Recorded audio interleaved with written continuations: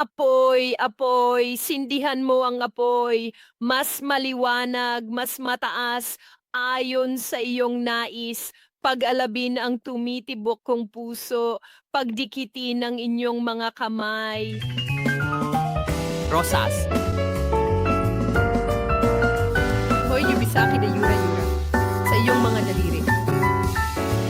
Ang mahiwagang tren na tila ay ginuhit lamang ng mapuputing ulap sa malawak na kalangitan, na dahan-dahang dumadaan sa gitna ng mga kamay ng lumang orasan na tuluyan ng tumigil sa kanyang paggalaw at pag-ikot.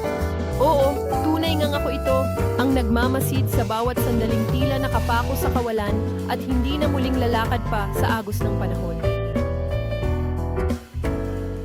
Kita ko ang nangiti na yan, kilala ko yan.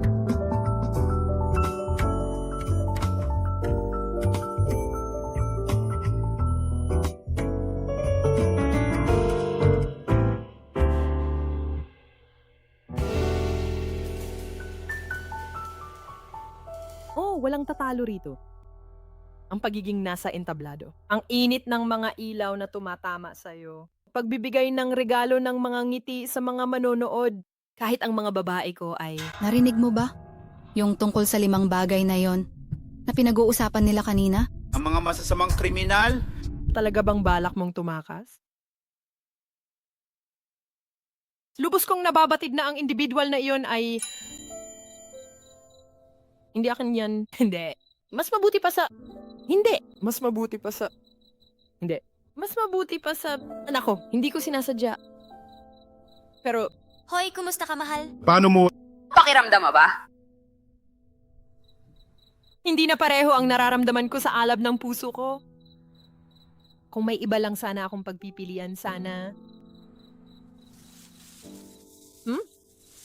Ano ito? Nako, ang cute mo, di ba?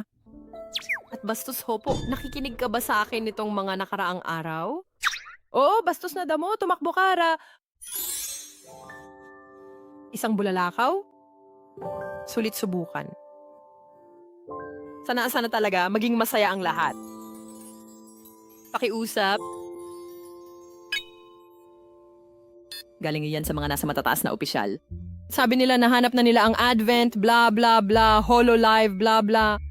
Hanggat nakakalusot kami sa Hololive, kami ng mga anak ko ay magkakaroon ng pinakamahusay sa parehong mundo. Pagbabantay sa Adbyento. At saka ang maging mga idolo? Mukhang pabor sa akin ang mga bituin.